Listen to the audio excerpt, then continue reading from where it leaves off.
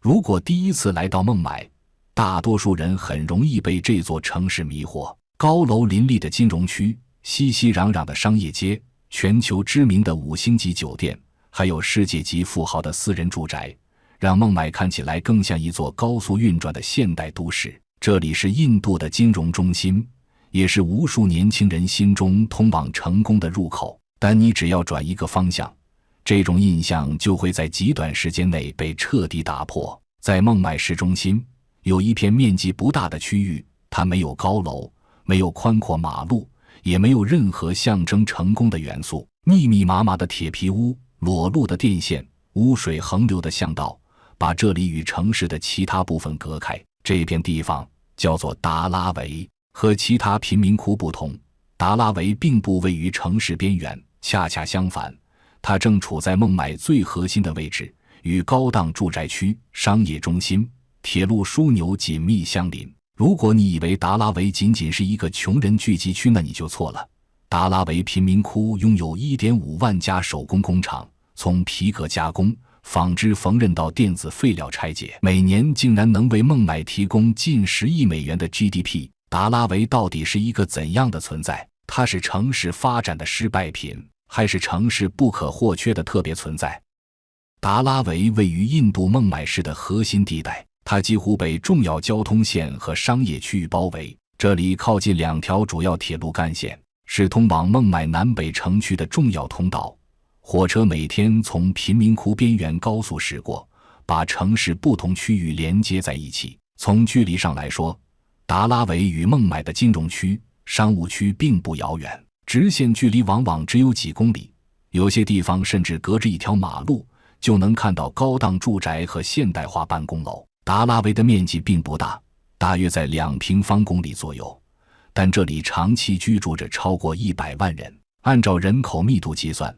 它是世界上人口最密集的居住区之一，大量住宅紧密排列，房屋之间的间距极小，许多巷道只能容纳1人侧身通过。在这片区域内，住宅、作坊和生活空间几乎没有明确分界，很多房屋的里面也大多分为2层，一般都是用粗糙的木板隔开，其实原本就是一层房屋，只不过为了获得更多的空间，人为地分成了2层，每一层的高度都不足5英尺高，只够一个成年人勉强的站立，做不了多余的动作。白天机器运转，夜晚灯光亮起，生产与生活在同一空间内交替进行。达拉维内部道路结构复杂，没有统一规划，巷道随着人口增加不断延伸，旧建筑旁又搭建起新的临时房屋，电线和水管在房屋之间穿行，往往直接暴露在空气中。由于长期超负荷使用，供水和用电状况并不稳定，公共设施在这里极为紧张，大量居民共用少量公共厕所和水源，其中厕所更是达拉维难以言语的伤痛。据统计，每1500个达拉维贫民窟的居民才拥有一个厕所，很多不方便的时候，达拉维的居民都会直接就地解决卫生情况，使得达拉维的小巷里充满着臭味。清晨和傍晚是使用高峰期，污水系统并不完善，雨季来临时，部分区域容易出现积水，给日常生活带来额外困难。在成为人口密集的居住区之前，达拉维并不处在孟买城市发展的核心位置。19世纪以前，这一带主要由沼泽、湖泊和低洼地构成，地势并不适合大规模居住，当地以渔民和少量农民为主，人口稀少，与当时的孟买市区保持着相对分离的状态。这里远离殖民政府的行政中心，也不在主要商业路线之上，而在这片土地的另一边，就是印度经济的核心，这里聚集了全国1半的财富，也居住着印度最富裕的群体，这里是全球亿万富翁的中心。依据2024年全球富豪榜的数据，孟买拥有92位亿万富翁，超越了北京，成为全亚洲亿万富翁数量最多的城市。这些富人居住在高档社区，如克拉巴和布伦巴等地，这些区域被誉为孟买的富人天堂。他们的日常生活奢华无比，豪宅、私人飞机、一流的派对以及高档海景房。例如，安提利亚位于市中心的阿尔塔芒特路，属于全球富豪榜第5的穆赫什安巴尼。这座豪宅总投资达10亿美元，共27层，相当于普通建筑的60层高度。这座建筑已然成为孟买富裕生活的标志，它的存在就像是在公开讽刺贫穷，也和旁边的达拉维贫民窟形成鲜明的对比，一墙之隔就隔绝出2个世界。富豪们享受着几百平宽敞的平层，贫民窟的人们却只能挤在不足2平米的搭建房中。随着孟买在殖民时期逐渐发展为港口城市，城市范围开始向外扩展，工业活动的增加，对劳动力的需求不断上升。一些最早进入达拉维地区的人，并不是无业游民，而是手工业者，尤其是从事陶器和皮革制作的工匠。这些工匠需要靠近城市，却又难以承担市区的居住成本。达拉维当时土地价格较低，管理相对宽松，逐渐成为他们的落脚点。最初的居住形式多为临时搭建，用于满足工作和生活的基本需要。而你一定想不到，这些生活在达拉维的印度贫民们，并不是大家想象中的无业游民，反而都是有工作的。达拉维人口规模不断扩大的过程，与孟买长期吸引外来劳动力密切相关。在印度许多农村地区，土地有限，就业机会稀少，人口增长与农业收入下降，使得外出打工成为常见路径。孟买作为全国最重要的经济中心之一，长期被视为有工作可找的城市，即便生活成本高，仍有大量人选择来到这里。在这里生活的人绝大部分都是首陀罗，即最低等级的种姓，印度官方称之为贱民。这些首陀罗从血缘上看几乎都是印度的本土土著，他们在历史上被雅利安人征服以后，竟然心甘情愿地世世代代当起了奴隶，不得不从事服务行业和诸如司机、保姆等印度人眼里的高端职业。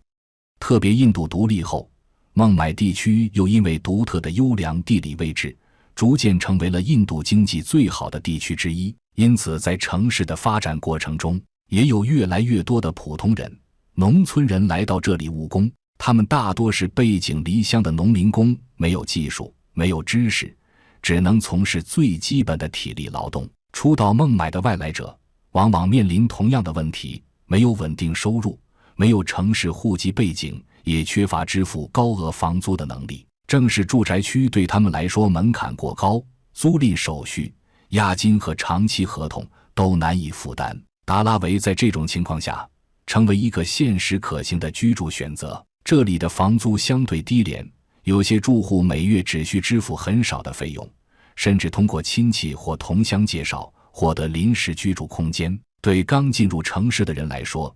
这种安排足以解决最基本的住宿问题。除了居住成本，达拉维还具备一个重要条件：靠近工作机会。贫民窟内部有大量小型作坊，同时周边地区分布着工厂、建筑工地、市场和服务行业。居民可以步行或短途通勤到达工作地点，节省交通支出。这种住得近、干得上的结构，使得达拉维具备持续吸引力。即便居住环境拥挤，许多人仍选择留下，因为离开这里意味着更高的生活成本和更不确定的收入来源。随着时间推移，原本短期停留的计划逐渐被打破，一些人结婚、生子，家庭规模扩大，临时住所变成长期居住点，新的家庭成员继续留在这里，形成代际延续。达拉维内部也逐渐形成以地区、语言或原籍为纽带的小型社区，同乡关系在求职、借助和信息传递中发挥作用，使得新来者更容易融入当地。这种人脉关系进一步降低了进入门槛。当然，并非所有的人是自愿走进达拉维贫民窟的。据不完全统计，每年印度有12000到5万的幼童和未成年女性从邻国被卖进印度境内。这些被贩卖的人口除了被卖进各个黑工厂，还会被卖进红灯区。根据最新数据显示，孟买市中心的公寓每平方米售价达到63万卢比，而郊区的房价也达到了29万卢比。令人震惊的是，孟买贫民窟中大多数家庭的月收入却不到1300元人民币，在这样的收入水平下，想要在这座城市购房几乎是不可能的事情。这种经济差距确实异常明显，成为了孟买的一大特征。孟买不仅是印度的经济枢纽，还是全球重要的金融、科技和贸易中心之一。然而，这座城市的财富主要集中在少数精英手中。2024年的数据显示，孟买有超过 4.6 万位百万富翁和48位亿万富翁，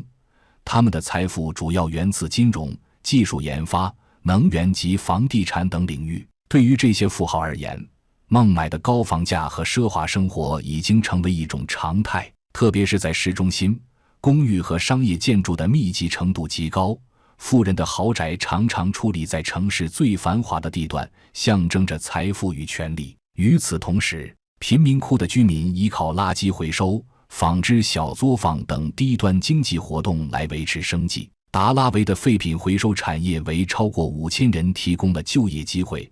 几乎孟买 80% 的垃圾都会汇聚于此，再由这些贫困工人进行分类处理。这种鲜明对比正是孟买最让人震撼之处，一方面是现代化的金融中心，另一方面则是依赖垃圾谋生的穷困居民。正因如此，达拉维里的人们想要改变现状就要付出更多。2020年，印度政府宣称全国有70万登记的性工作者，但实际数字可能超过800万。在达拉维贫民窟，由于官方的执法权力无法触及基层，黑帮组织十分泛滥，他们有属于自己的地盘，负责维护社会治安，甚至还帮政府收税。印度政府有了既得利益，便一直默许他们的存在。生活在这里的平民女性可就惨了，在这里，未成年少女被以15万卢比的价格卖到红灯区，每天要接待数十名嫖客，而保姆们还美其名曰干得好了有提成。尽管印度法律明面上禁止性交易，当地警方却与皮条客勾结，通过收取保护费默许这一产业的存在。2023年，一名被解救的16岁少女曾哭诉：“我被男友骗到孟买，他说要给我找份裁缝工作，结果把我卖给了妓院。警察来过，但老板塞了钱，他们就走了。”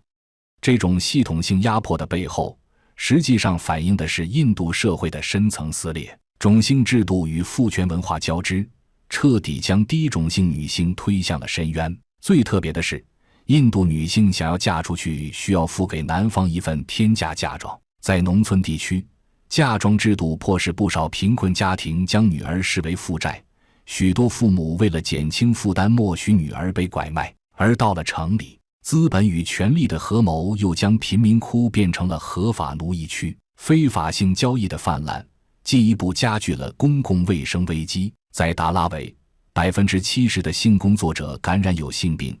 艾滋病毒携带者比例高达 25%。 嫖客中不乏血汗工厂的男性工人，他们在压抑与贫困中将暴力施加于更弱势的女性，从而形成了恶性循环。讽刺的是，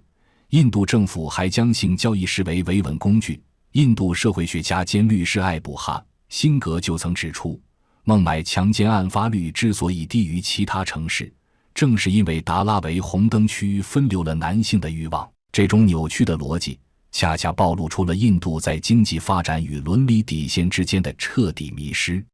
除了性交易带来的创收，贫民窟内的血汗工厂更是带来了不为人知的灰色收入。在达拉维聚集着数量庞大的小型生产活动，贯穿整个区域，形成一套长期运转的产业网络。达拉维内部遍布作坊，多数规模很小，往往就设在住宅的一层或临街房间内。一间10几平方米的空间可能同时容纳几台机器和数名工人。生产与居住没有明确界限，工作场所直接嵌入日常生活之中。皮革加工是达拉维较早形成的产业之一，原料被运入作坊后，经过裁剪、缝制和整理，制成成品或半成品，再通过中间商流向城市其他地区，甚至出口海外。许多从业者从少年时期就开始学习相关工序，对流程十分熟悉。纺织和成衣加工同样常见。布料在狭小空间内被裁剪、缝合、熨烫，最终制成成衣。部分产品进入孟买本地市场，部分通过批发渠道流向其他城市。这类作坊通常以家庭为单位运作，亲属共同参与生产。除了传统手工业，达拉维还承担着大量回收和再加工工作。塑料、金属和电子废料被集中在这里进行拆解、分类和再利用。工人手工分拣材料，将可用部分重新投入生产链条。这一过程劳动强度高，但成本低廉。这些产业并非彼此孤立，而是相互连接。原材料、半成品和成品在不同作坊之间流转，形成一条内部供应链。信息主要通过熟人关系和长期合作维系，交易流程相对简化。就业形式多为非正式用工，工人通常按件计酬，没有固定合同，也缺乏社会保障。收入水平取决于订单数量和工作时间，在单旺季之间存在明显波动。由于成本优势明显，达拉维在孟买乃至更大范围内承担着部分城市生产功能。许多外部企业将劳动密集型环节外包到这里，以降低生产成本。达拉维因此成为城市经济体系中不可忽视的一环。从表面上看，这些作坊分散而零碎，但整体规模并不小。长期累积的生产活动使达拉维每年创造可观的经济价值，只是这些收益并未转化为居民生活条件的明显改善。在空间受限的环境中，产业运作依赖对时间和劳动力的高度压缩，长时间工作成为常态，休息空间和工作空间相互重叠，生产效率的提升往往以牺牲安全和健康为代价。尽管条件有限，许多居民仍依靠这些产业维持生计。对他们来说，这些作坊不仅是工作地点，也是进入城市经济体系的主要途径。前面说到，在印度的女性大部分会被动从事和性相关的工作，而剩下的部分则是分布在纺织、皮革加工、废料分拣等环节，是许多作坊中最稳定的劳动力来源。这些女性大多来自农村或低种姓家庭。来到孟买之前，她们很少接受过完整教育，也缺乏可供选择的职业技能。进入达拉维后，工厂成为最容易进入也是最现实的工作去向。作坊空间狭小，通风条件有限，部分工作涉及化学品、燃料或重金属废料，但缺乏必要的防护设备。长期接触这些材料，对身体造成的影响往往难以在短期内察觉，却会逐渐累积。工资通常按件计算，女性收入普遍低于男性，从业者很少签订正式合同，也缺乏医疗和社会保障。一旦生病或受伤，工作便会中断，收入随之减少。许多女性在工厂工作之外，还需要承担家庭内部的大量事务，做饭、取水、照顾孩子和老人，与长时间劳动并行存在。对一些家庭来说，女性收入是维持家庭运转的重要组成部分。在丈夫收入不稳定或缺席的情况下，女性成为主要经济来源。这种角色变化并未显著改变她们在家庭中的地位，却增加了生活负担。当工厂收入不足以覆盖房租、食物和家庭开支时，一些女性开始寻找替代性收入来源。而所谓替代性收入，基本就是从事性交易的工作。女性仿佛进入一个循环，不管以前在做什么，最后的归宿都是卖淫。在这一过程中，灰色力量长期存在，中介、地方势力和部分执法人员之间形成复杂关系，使得相关活动得以持续。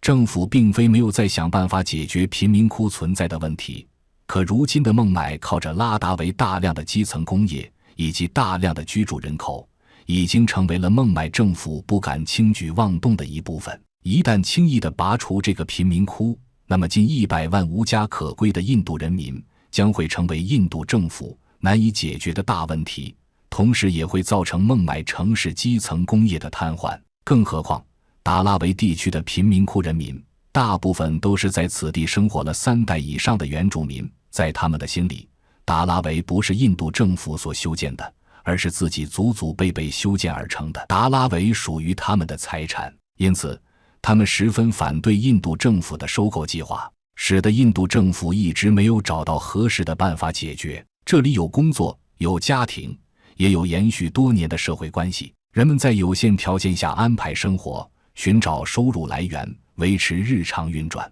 贫困并不意味着停滞，相反，这片区域始终处在高度活动状态。同时，达拉维也暴露出城市发展中的现实限制。当人口持续流入，住房供给不足，产业结构失衡时，这样的空间便会不断扩大并固定下来。它不是偶然出现的例外，而是在多种条件共同作用下形成的结果。对孟买而言，达拉维既是劳动力来源，也是规划难题。它无法被轻易清除，也难以被彻底整合，只能在现有结构中继续存在。在城市高速发展的叙事之外，达拉维提醒人们注意那些被压缩的生活空间。它不提供明确答案，只呈现一种长期运行的现实状态。印度的困境本质是发展模式的困境。当经济增长依赖于对最弱势群体的榨取，当法律沦为权力与资本的玩物，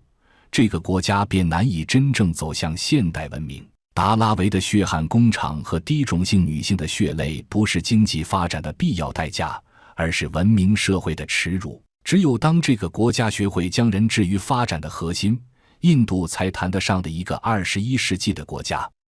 长视频制作不易，欢迎点赞关注收藏，我们下个视频更精彩。